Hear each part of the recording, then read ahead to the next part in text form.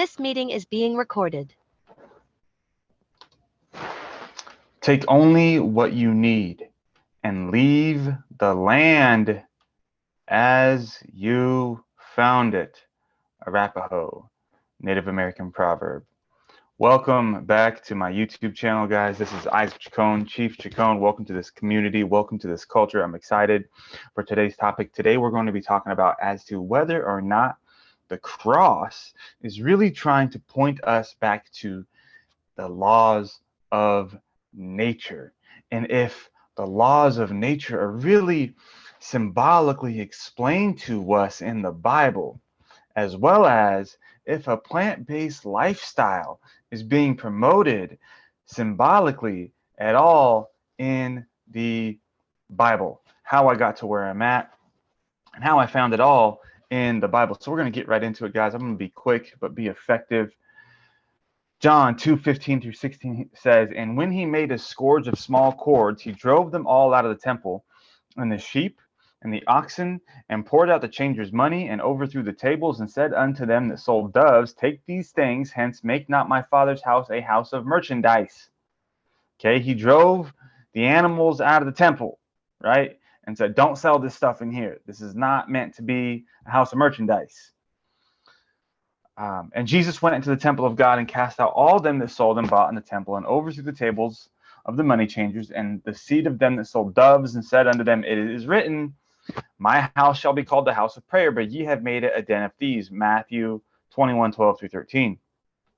So we have Jesus here, the Christ, the charismatic one, driving the animals out of the temple. Now, it says also in the Bible that the temple of the Most High is not built by the hands of men. But then we have King Solomon actually being divinely inspired to build a temple by God. But when we look at the word Solomon, we can truly see the symbolism in this word as well as really being the soul of man. The soul of man. And this is how, by operating on these proverbs of life, these lifestyle proverbs, right? How to be a pro at your verbs, how to be a pro at your actions, which is what a verb is, right? Love is a verb. If you obey me, if you love me, keep my commandments, right? Love is a verb. Love is what we do, not what we say. Okay? Lip service is cheap. That's why it's called lip service. Because if you love me, keep my commandments, right? Live by my lifestyle. If you love me, say what I say, or do what I do, not just what I say. If you love me, keep my commandments, John 14:15. So right there, we have the temple being purged of the animals, right? The temple of the Most High being purged of the animals, having the animals being purged there, right? That's number one. Number two, when we're looking at the Christ again, we're seeing the cross here. And there's so many of us who have seen this picture of the Christ with the cross behind him or a halo behind him, but it's really a cross. And in this cross, we see spring equinox, summer solstice, fall equinox, winter solstice.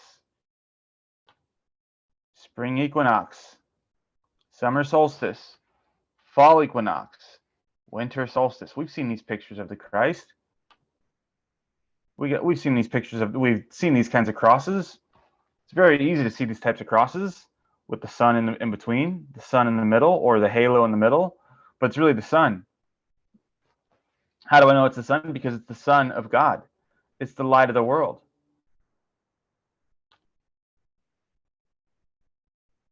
It's the Son of God walking on water.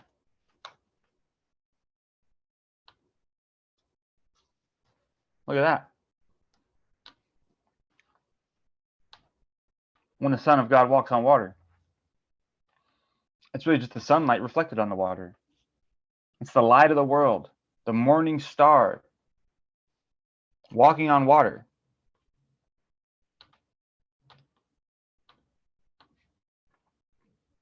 And so we have the Son of God right here in a cross, spring equinox, summer solstice, fall equinox, winter solstice, laws of nature inside the cross?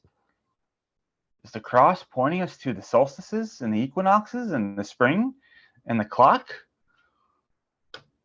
Joby boy, you're back up. Canst thou bind the sweet influences of the Pleiades or loose the bands of Orion? Canst thou bring forth the Mazzaroth in its season? Can you guide the Arcturus with his sons? What does Mazzaroth mean? Mazzaroth means constellations. This is an ancient Jewish Mazzaroth, the astrological wheel. In ancient Hebrew, we got Leo right here, Cancer, Gemini, Taurus, the ram, the lamb of God, Pisces with the fish. And this is the age that Christ was being the avatar in, which is why he was a fisher of men, right? And so we have the cross pointing us to the solstices and equinoxes, which is really pointing us to the ecliptic of the sun, with the Lamb of God starting it off. An ecliptic of the sun as it's going up the equator, up to summer solstice, into the Tropic of Cancer. It passes through Aries, then Taurus, then Gemini. And as it's passing through each sign, it goes through the 30 degrees of each sign. And each degree has its own aspects. And each aspect brings about different things. And each aspect can bring about good things and bad things. But we used to have these degrees recorded in ancient Chem and in the Popol Vuh and the Library of Alexandria, both over in ancient Chem and in ancient Amaru or ancient America, or the Turtle Island, pre-colonial timeframes, before Columbus and that whole lie of how they came over here and merged worlds together. And so as we're going from the left side of the cross up to the peak of the cross into the Tropic of Cancer, June 21st, right? Then we're going down to the right side of the cross over here, September 21st, through Cancer, through the line of Judah, through the Virgin, the Virgo, into autumnal equinox, September 21st, and then down into Capricorn, Baphomet, which is why the Luciferians worship Baphomet, because it's really a goat, right, representing Capricorn, who dies and resurrects on December 21st, and then is born. It's so backwards the way it's explained. And then is born on December 25th, right? Which is why we have the stories of the writings of the Christ, telling us that the Christ was born on December 25th, explaining that the Christ was a Capricorn, when really it was the Lamb of God and the Lion of Judah, or the Leo of Judah. But as we're passing through each solstice and equinox, we're creating a cross. Left side, top, right side, bottom. This is the ecliptic of the sun passing us through the seasons. But as it's doing so, it's creating a cross. Spring equinox, summer solstice, fall equinox, winter solstice. Same thing here. You'll never see a cross the same way again after this video. You'll never unsee the equinoxes and solstices inside of a cross ever again. Why? Because it's pre-colonial. It's before Christianity. This is the real medicine wheel. This medicine wheel used to be here pre-colonial. Solstice, equinox, or equinox, solstice, equinox, solstice, equinox, solstice, equinox, solstice, equinox, solstice, equinox, solstice, equinox, solstice, equinox, solstice. Spring, summer, fall, winter. When the sun rises and the Son of God is lighting the world up, when it sets and sun sets down into hell and we're rolled by Saturn or Satan or Satan, right? And so we have the cross pointing us to these seasons. Sorry, I'm kind of all over the place. Pointing us back to the aspects of each degree and pointing us back to the laws of nature, showing us when to sow our seed, when to make seed reach soil, when to protect that seed, when to water it and love it and protect it like a lion would, when to harvest like we would with the harvest moon, like we would down in Libra and Scorpio and Sagittarius. When to harvest? The harvest moon is in the fall, guys, because you sow the seed here and you harvest here. But you'll never get there if you don't water, love, and protect that seed like a lion. You'll never harvest and have anything to store through the winter if you don't water and love that seed and protect it like a lion. You'll never have a harvest if you never sow the seed. So the cross is really pointing us to the laws of nature. It's really pointing us to the seasons. It's really pointing us to the equinoxes and solstices and pointing us back to ourselves. As above, so below, on earth as it is in heaven. Right? So we have a universe outside of us, and then we have a universe inside of us. And so when we understand the different aspects of each degree of every sign, we can understand the different aspects and what's natural to us as individuals and how to nurture that nature. Yeah, we're getting into it. Now, you're going to learn how to nurture your nature when you understand what's natural to you by knowing who you are, how you are, why you were created the way that you were, why you had these natural mannerisms and habits and likes and dislikes and possible shortcomings and possible triggers. It's all based on your astrological wheel. It's all based on your natal chart. It's all based on your sign. It's all based on where your moon was, where your sun was, where your Mercury was. I myself am a sun sign Leo in the 6th house, which is why I'm all about serving nutrition to humanity, because the 6th house is all about service and health, and I'm a Leo sun sign, and so it rules my nature. My nature is naturally a Leo, but my nature is nurtured in the 6th house by serving that natural Leo-like health to the rest of the world, because my 6th house sun sign in Leo is in the 6th house. So that's where I'm nurturing my nature. But I wouldn't know that about myself. I wouldn't know that that's why I'm so passionate about these things had I never found the Leo of Judah in the Bible, symbolically. Had I never realized that Jacob climbs his ladder up to meet God at Penuel or Peniel in his pineal gland. Yes, this is where Jacob met God face to face, at Penuel or Peniel or pineal, the pineal gland. Matthew 6:22. If thine eye be single, thy entire body will be full of light. But if in darkness, how great is that darkness?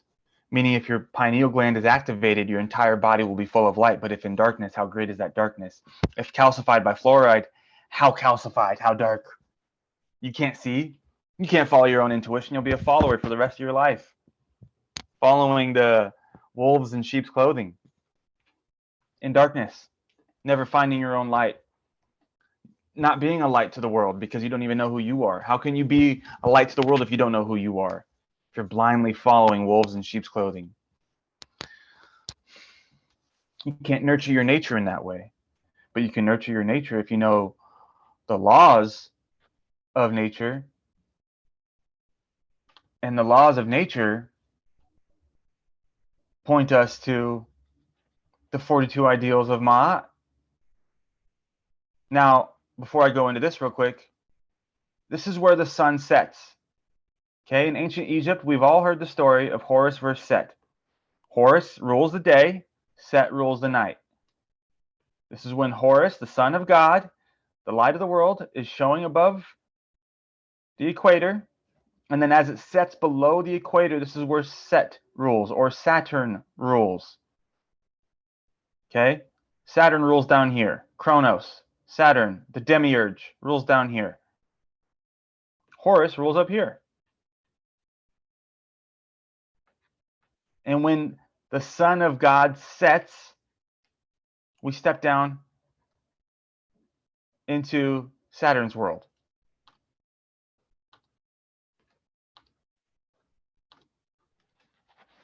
And this comes from ancient Egypt, Horus and Set. But the ancient Egyptians didn't just have multiple gods, multiple demonic gods that they worship. No, they were worshiping the laws of nature. And I'm going to explain. The ancient Egyptians used the word neter to describe the life force slash supreme being that created the earth, the heavens, the sea, the sky, men, women, animals, birds, creeping things, and all that it is and all that shall be. From the neter emerges the neteru, which some have translated to be gods and goddesses, but are actually much more than that. The neteru are cosmic principles, laws, and forces of universal nature and the psyche that pervade the whole universe. They are the means by which neter sustains creation and manifests through it. Ma'a is neteru, is the neteru who personifies principles of truth, justice, balance, and harmony. The 42 ideals of Ma'at are the 42 laws of nature. They're the 42 cosmic universal laws. If you do not break and you live by these universal laws, you will live in a beautiful, abundant, land of milk and honey type lifestyle where you are living basically a karma-free type life, where you are giving more than you're taking. You're adding more value than you're taking from others, but you're in a blissful state because you're being your best self and you're expressing yourself contrary to depressing yourself. You're either expressing your ions or you are depressing your ions. But you cannot express your ions if you do not know your nature and you do not know how to nurture that nature. But you will know how to nurture that nature if you know your chart. You will know how to nurture that nature if you know who you are. You will know how to nurture that nature if you know your strengths and you know how to shy away from your possible weaknesses. Leos can very easily be egotistical. I know that about Leos. So I run from my ego at all times and I try to be a prism of value, a river of value, contrary to being a reservoir where I make everything about me. An unself-identified, a non-self-actualized Leo is a reservoir. A non-self-actualized Leo is a reservoir, meaning you think everything's about you, but this is really anybody who's not self-actualized, but especially a Leo. A non-self-actualized Leo will not provide and protect and hunt and do and none of that stuff. There will be a reservoir of value, making everything be about them, and there you go. A self-actualized Leo has self-realized enlightenment to be a river of value to the rest of the world. My dad knew someone who won the lotto twice, and one time he asked me, he said, "Sir, how are you so lucky? How do you do it?" He also owned a car dealership and he made millions and millions of dollars. He won the lotto twice, owns a car dealership, multiple businesses, multimillionaire. My dad asked him, "How are you so lucky? How do you do it?" And he said, "I keep my hands open. With one hand, it can receive. And with the other hand, I can give." This is what we're supposed to be in this world if we're following the laws of nature. If we know our nature and how to nurture it, we will be a river of value to the rest of the world. If not, we'll think everything is about us and be in a parasitic, satanic state, Luciferian state, being in a reservoir and not being a river. This is why holistic philosophy is so important, because you recognize the value of it, what it can do for you and what it can do for other people. So you want nothing but to share it with other people. So in talking about that first saying that I said, take only what you need and leave the land as you found it. One of the laws of nature. We're going to read 16 Bible verses that maybe talk about living a plant-based lifestyle. 1 Corinthians 8:13. Hence, if food can lead my brother to sin, I will never again eat meat, lest I cause the downfall of one of my brethren, by Paul in 1 Corinthians 8:13. Blessed are the merciful, for they will receive mercy. The righteous know the need of the animals, but the mercy of the wicked is cruel.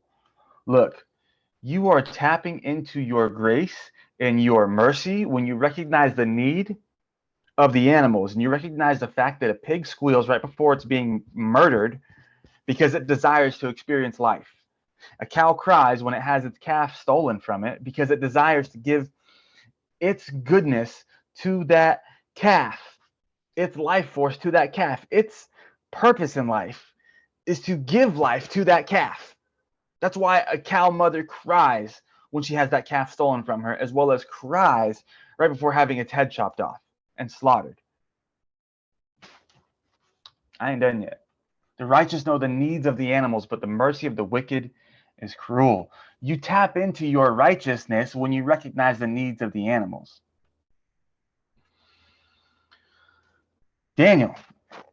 But Daniel resolved that he would not defile himself with the royal rations of food and wine. Then Daniel asked, "Let us be given vegetables to eat and water to drink." At the end of 10 days, it was observed that they appeared better and fatter than all the young men who had been eating the royal rations. Daniel chose a vegan, plant-based lifestyle as he was locked up to show them that that's how he puts himself on the highest frequency. And God said, "Behold, I give you every plant that produces seeds upon the earth and every tree that has fruit with its seed inside of it. These shall be for your food, and I give all green plants to every wild animal and to all the birds of the air and to all creatures that move upon the surface of the earth and have breath of life in them." And it was so. Genesis 1:29 through 30. So here we have the Christ purging the animals out of the temple, which is really the human body, because we have a temple, not a tomb. And then we have, Solomon, that's really representing the soul of man. And then we have the cross pointing us to the laws of nature and its solstices and equinoxes, showing us how to sow a seed, protect that seed, reap a harvest, and store that harvest through the winter. And then we have the 42 laws of Ma'at, or the 42 netters, or the 42 laws of nature, showing us how to live a lifestyle where we give more than we take, which is why they left behind such an incredible legacy of pyramids and other things that we still marvel to this day, and we're like, how did the Egyptians do what they did? They were in tune and tapped in with the laws of nature. They knew the light of the world. They knew the Son of God. They knew who they were, and they knew how to act because they knew the degrees. They knew the aspects of every degree. They could foretell future events before they happened because they knew the aspects of every degree. This is why the Library of Alexandria was burned down or hidden in the Vatican, because they don't want you to know how to predict the times. They don't want you to know how to prophesy, how to foretell future life based on aspects of degrees inside of each sign. And this is how these prophets and astrologers used to predict future events, because they knew the aspects of each degree of every sign. So they could foretell these future events based on the different aspects of every degree of every sign. And they knew who they were, and they played to their strengths and ran away from their weaknesses. In fact, they probably didn't even run away from their weaknesses, but strengthened them and overcame them. They loved their demons, contrary to hiding from them. So we tap into the 42 laws of nature when we recognize that the cross is really pointing us to nature. When we recognize that the light of the world, right, here is really the Son of God that walks on water as it's reflecting on the water, as it's rising above the horizon, and it dies and resurrects at every point on the cross. The sun dies and resurrects in equinox, in solstice, in equinox, and in solstice, every time. This is why we got the goat. This is why we got the Leo. This is why we got the Lamb of God. All of it. It's all about the resurrection taking place on the equinoxes and the solstices. That's what it's all about, guys. That's what it's all about. The 42 laws of nature are inside the cross. The laws of nature are inside the cross. You will never see the cross the same again now that you've seen this. You can't unsee the solstices and equinoxes inside of it, because especially when you see a halo cross. Especially when you see a halo cross. When you see a halo cross, Wow, it's like just so obvious. It's so obvious that that's pointing to the solstices and equinoxes. And life makes so much more sense. And then when you choose to find out what your sun sign is and your strengths, and then you find out what your moon sign is and its strengths and its possible weaknesses, in your Mercury, which is how you think and communicate, in your Venus, which is how you love, in your Mars, which is how you war, and you go and you get your natal chart read by an astrologer and you find out what your strengths and your weaknesses are, you know what your nature is and what comes natural to you, and then you find out your houses and how you can nurture that nature based on your houses. And then you learn the signs and the times of nature, which are the elements, which is really the ment of El, or the mind of God, right? Because that's what the elements are. They are the mind of God. The elements are the mind of God. The cross points us to the laws of nature, and by following the laws of nature, one of the great laws of nature of take only what you need and leave the earth as you found it. Take only what you need and leave the rest. You can recognize the fact that you don't need to take a cow's life for protein. You can go ahead and get all those proteins and amino acids from some hemp seeds, from some chia seeds, from some moringa, from some walnuts. You can get everything that you need inside of nature. Everything that the human body needs, we can get from nature. And it has a regenerative life, especially fruits, which are given to us immediately upon being ripe. Immediately upon being ripe, an avocado falls from the tree. It's soft and it's ready. We don't have to cut it like we do vegetables. We don't have to kill it like we do animals. It just comes. It just gives it to us by following one of the laws of nature. Sow, seed, water, love, protect, harvest, repeat. Pure energy. And that's putting us back into the Garden of Eden, where we were most in contact with the Most High, the divine, Elohim, God. In the Garden of Eden. That's when we're on the highest frequency, living off of fruit. Purely digested carbohydrates giving us energy immediately, putting us on the highest frequency that was given to us immediately upon being ripe. And we're reaching to the heavens, contrary to down low.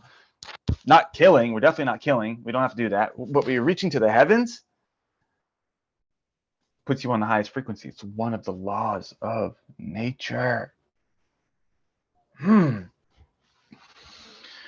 Nature is waiting for us to plug back into it, and show us our interdependence upon it. Nature is really beautiful, and I'm very grateful for nature. I'm very grateful for showing me these lessons through time, circumstances, situations, and events. I've learned all of these things. I also want to give a quick shout out to Santos Bonacci, one of the great astro theologians out there, who has broke down a lot of this wisdom for me as well. Y'all should go follow his channel, Mr. Astro Theology. You can learn a great deal about the natural laws of the universe, where we are, how we are, what we are, who you are, operating in this world on his channel. And guys, it's all about empowering you to be the best version of you, so that you can have one hand open, knowing your nature and how to nurture that nature, and then have the other hand open, giving that value to the rest of the world. And you can be a river of value, contrary to a reservoir. Because if you don't know who you are naturally in a state of survival mode, and you are a reservoir. Whereas when you know who you are, and you know who the divine is, this is when you can say, the Father and I are one. Because you know who the source is, and you know who you are, and you know what your gifts are, and you know how to give to everyone else, because you know that you and the Father, or you and Creator, are one. And there is no bridge between you. You're not denying anything about who you are naturally. Because you may have some of these natural inclinations currently, but the church is telling you to run away from some of these natural inclinations that are your gifts and talents and abilities that you should be sharing with the world. Instead, you're suppressing them because of church dogma. But when you break out of that matrix and you realize what this book is trying to really explain to us, you know who you are, you nurture your nature, you become a river of value to the rest of the world, And you ascend through the Son of God, because no one goes to the Father but through me, right? The Son of God. This is what the Son of God said. No one goes to the Father except through me. This is how you ascend. You got to go through this thing, through the Son. You got to go through that thing. And you do that by knowing who you are, how you are, and how to nurture that nature, and becoming a river of value to the rest of the world. I hope this made sense to y'all.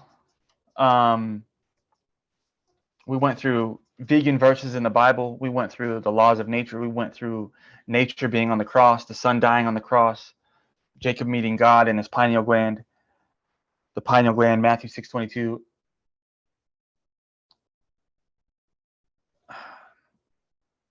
If thine eye be single, how great is that light? I'm going to look it up real quick. For some reason, it's slipping me. If thine eye be single. The light of the body is the eye. If therefore thine eye be single, the whole body shall be full of light. The light of the body is the eye.